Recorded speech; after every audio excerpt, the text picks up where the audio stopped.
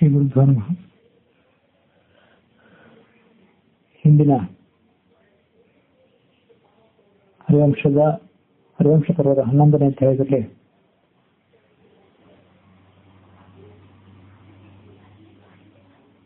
ಕುಬಲಾಶ್ವರಾಜನಿಂದ ದುಂದು ರಾಕ್ಷಸನ ಸಂಹಾರದ ಬಗ್ಗೆ ನಾವು ಶ್ರವಣ ಮಾಡಿದ್ವಿ.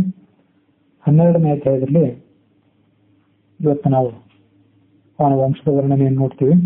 ಹಿಂದೆ ಹೇಳಿದಂತೆ ಆ ದುಂದುಮಾರ ರಾಜನಿಗೆ 3 ಜನ ಮಕ್ಕಳು ಮಾತ್ರ ಉಳಿದಿದ್ರು. ದೃಢಾಶ್ವ, ಚಂದ್ರಾಶ್ವ, ಕಪಿಲಾಶ್ವ ಎಂಬಾತರು. ದೃಢಾಶ್ವ ಅವರಲ್ಲಿ ಹಿರಿಯ. ದೃಢಾಶ್ವನಿಗೆ ಹರಿಯಶ್ವ ಎಂಬ ಮಗ ಹುಟ್ಟಿದ. ಹರಿಯಶ್ವನಿಗೆ ನಿಕುಂಭ ಎಂಬ ಮಗ ಹುಟ್ಟಿದ. ನಿಕುಂಭನ ಮಗನೇ ಸಂಹತಾಶ್ವ. ಸಂಹತಾಶ್ವನಿಗೆ ಅಕೃತಾಶ್ವ ಮತ್ತು ಕೃಶಾಶ್ವ ಎಂಬ 2 ಮಕ್ಕಳಿದ್ರು. ಸಂಹತಾಶ್ವನ ಮಗಳ ಪತ್ನಿಯ ಹೆಸರು ದಶದ್ವತಿ ಎಂಬುದಾಗಿ. ಆಕೆ ಹಿಮಾಲಯ ರಾಜನ ಮಗಳಾಗಿದ್ಲು. ಅವಳಲ್ಲಿ ಸಂಹತಾಶ್ವನಿಗೆ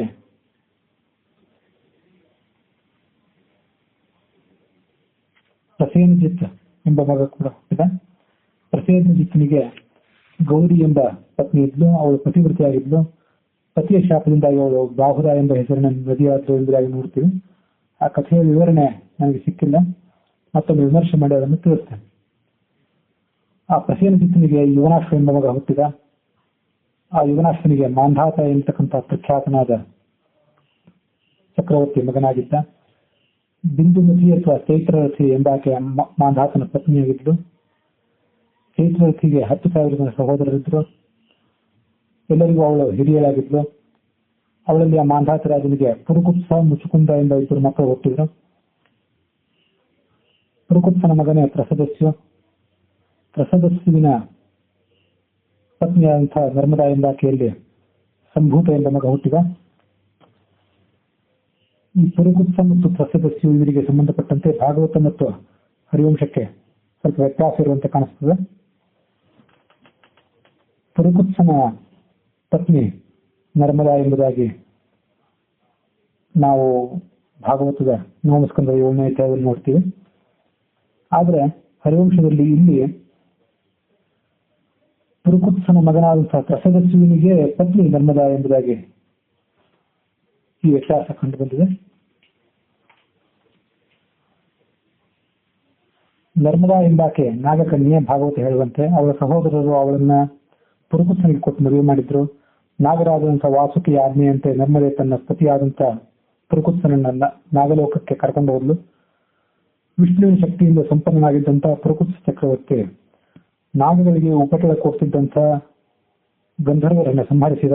ಇದರಿಂದ ನಾಗರಾಜನಂತ ವಾಸುಕಿ ಸಂತುಷ್ಟನಾಗಿ ಈ ಪುಣ್ಯ ಪ್ರಸಂಗವನ್ನು ಸ್ಮರಣೆ ಮಾಡಿದವರಿಗೆ ಸರ್ಪಗಳಿಂದ ಭಯ ಆಗಲೇ ಇರಲಿ ಎಂಬ ವರವನ್ನು ಪುರುಕುತ್ಸನಿಗೆ ಕೊಟ್ಟಿದ್ದ. ಪುರುಕುತ್ಸನ ಮಗನೇ ಪ್ರಸದಸ್ಯು. ಪ್ರಸದಸ್ಯುವಿನ ಮಗ ಅನರಣ್ಯ. ಅನರಣ್ಯನ ಮಗನೇ ಹರಿಯಶ್ವ ಎಂಬುದಾಗಿ ಭಾಗವತದಲ್ಲಿ ಆ ಕಥೆ ಮುಂದುವರೆದಿದೆ. ಅನರಣ್ಯನ ಮಗ ಹರಿಯಶ್ವ. ಹರಿಯಶ್ವನ ಮಗನೇ ಅರುಣ. ಅರುಣನ ಮಗನೇ ತ್ರಿಬಂಧನ. ತ್ರಿಬಂಧನನ ಮಗನೇ ಸತ್ಯವ್ರತ ಅಥವಾ ತ್ರಿಶಂಕು ಎಂಬುದಾಗಿ ಪ್ರಸಿದ್ಧಿಯನ್ನು ನಾವು ಭಾಗವತದಲ್ಲಿ ಗಮನಿಸ್ತೀವಿ. ಆದರೆ ಹರಿವಂಶ ಇಲ್ಲಿ ತಿಳಿಸುವಂತೆ ಮಾಂಧಾತನ ಮಗನೇ ಪುರುಕುತ್ಸ. ಪುರುಕುತ್ಸನ ಮಗ ಪ್ರಸದಸ್ಯು. ಪ್ರಸದಸ್ಯುವಿನ ಪತ್ನಿ ಅಂತ ಧರ್ಮದಲ್ಲಿ ಸಂಭೂತ ಎಂಬ ಮಗ ಹುಟ್ಟಿದ.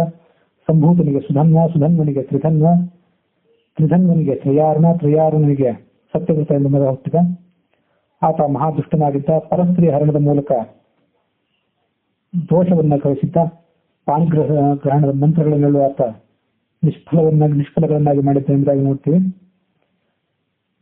ಒಮ್ಮೆ ಆತ ತನ್ನ ಸಹಜ ಸ್ವಭಾವದಂತೆ ಮೂರ್ಖತನದಿಂದ ಮತ್ತು ಚಾಪಲ್ಯದಿಂದ ಬೇರೆಯವರು ಪಾಣಿಗ್ರಹಣ ಮಾಡಿದಂತ ಸ್ತ್ರೀಯೊಬ್ಬರಿಂದ ಅಪಹರಿಸಿಬಿಟ್ಟ.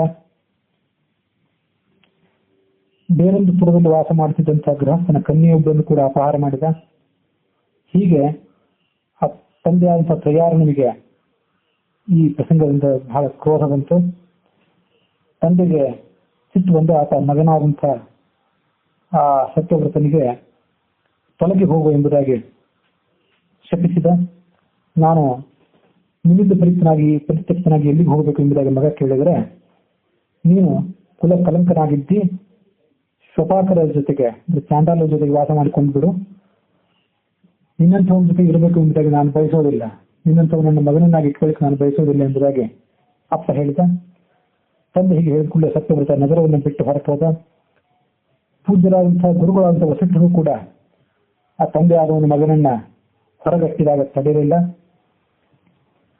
ಸತ್ಯವ್ರತ ಆ ಚಾಂಡಾಲನ ಜೊತೆ ವಾಸ ಮಾಡಲಿಕ್ಕೆ ಪ್ರಾರಂಭ ಮಾಡಿದ. ತ್ರಯಾರುಣ ಮುಂದೆ ವಿರಕ್ತನಾಗಿ ಕಾಡಿಗೆ ಹೊರಟು ಹೋದ. ಕನ್ಯಾಪಹರಣದ ರೂಪವಾದಂತಹ ಈ ಅಧರ್ಮದಿಂದಾಗಿ ರಾಜ್ಯದಲ್ಲಿ 12 ವರ್ಷ ಕಾಲ ಇಂದ್ರ ಮಳೆಯನ್ನೇ ಕರೆಯಲಿಲ್ಲ. ಈ ಸಂಗತಿಯನ್ನು ನಾವು ಗಮನಿಸಿ ಮನುಷ್ಯನ ಅಧಾರ್ಮಿಕ ಅನೈತಿಕ ನಡವಳಿಕೆಗಳಿಗೆ ಮತ್ತು ಮಳೆ ಬೆಳೆಗಳಿಗೆ ನೇರವಾದಂತಹ ಸಂಬಂಧ ಇದೆ ಎಂಬುದನ್ನು ಗಮನಿಸಬೇಕು. ಹಿಂದೊಂದು ಪೃಥು ಚಕ್ರವರ್ತಿಯ ಸಂದರ್ಭದಲ್ಲೂ ಕೂಡ ಪೃಥ್ವಿನ ಅಪ್ಪನಾದಂತಹ ವೇನನ ದುರಾಡಳಿತದಿಂದಾಗಿ ಪೃಥ್ವಿ ಎಲ್ಲ ಸಂಪನ್ಮೂಲಗಳನ್ನು ತನ್ನಲ್ಲಿ ಒದಗಿಸಿಟ್ಕೊಂಡು ಪ್ರಜೆಗಳಿಗೆ ಏನೂ ಸಿಗಲಾರದಂತೆ ಮಾಡಿದ್ದೆ ಎಂಬುದನ್ನು ನಾವು ನೆನಪಿಸಿಕೊಳ್ಬೇಕಿಲ್ಲಿ. ಅಂತೂ ಇವೆರಡೂ ಘಟನೆಗಳಿಂದ ಪ್ರಜೆಗಳ ಮತ್ತು ಆಡಳಿತಗಾರರ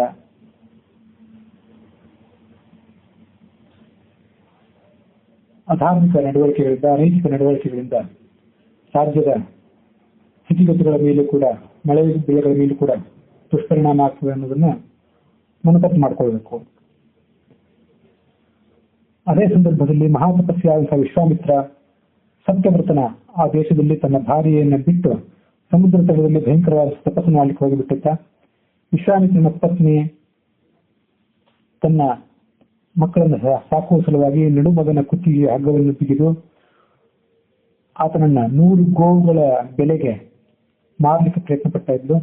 ರಾಜಕುಮಾರನಾದಂತಹ ಚಾಂಡಾಲ ವಾಸಸ್ಥಳದಲ್ಲಿ ವಾಸ ಮಾಡ್ತಿದ್ದಂತಹ ಸತ್ಯವ್ರತ ಆ ಮಗನನ್ನ ಆ ಹುಡುಗನನ್ನ ಬಿಡಿಸಿಕೊಂಡ. ವಿಶ್ವಾಮಿತ್ರನ ಪತ್ನಿ ಪುತ್ರರನ್ನು ಸಾಕುವಂತ ಭಾರವನ್ನು ತಾನೇ ವಹಿಸಿಕೊಂಡ. ಆ ಬಾಲಕನ ಭರಣ ಪೋಷಣೆಯನ್ನು ಮಾಡಿಕೊಂಡ. ಇದೆಲ್ಲವನ್ನು ಆತ ವಿಶ್ವಾಮಿತ್ರನನ್ನು ಸಂತುಷ್ಟಗೊಳಿಸಲಿಕ್ಕಾಗಿ ಮಾಡಿದ್ದ. ಕುತ್ತಿಗೆಯಲ್ಲಿ ಹಗ್ಗ ಹಾಕಿ ಆತನನ್ನು ಮಾರ್ಲಿಕ್ಕೆ ಹೊರಟಿದ್ರು. ಆತನನ್ನು ಈತ ಬಿಡಿಸ್ಕೊಂಡು ಬಂದಿದ್ದ. ಹೀಗೆ ಗಲ ಅಂದ್ರೆ ಕುತ್ತಿಗೆಯಲ್ಲಿ ಬಂಧನವಿದ್ದರಿಂದ ಆ ಮಧ್ಯಮ ಕುಮಾರ ಗಾಲವ ಎಂಬುದಾಗಿ ಮುಂದೆ ಪ್ರಸಿದ್ಧನಾದ. ಕುಶಿಕವಂಶೀಯನಾದಂತಹ ಮಹರ್ಷಿ ಗಾಲವನನ್ನ ಬಿಡುಗಡೆ ಮಾಡುವಂತ ಕೆಲಸವನ್ನ ಈ ಸತ್ಯವ್ರತ ಮಾಡಿದ ಅನ್ನೋಲ್ಲಿಗೆ 12ನೇ ಅಧ್ಯಾಯ ಮುಕ್ತಾಯ ಆಗಿದೆ.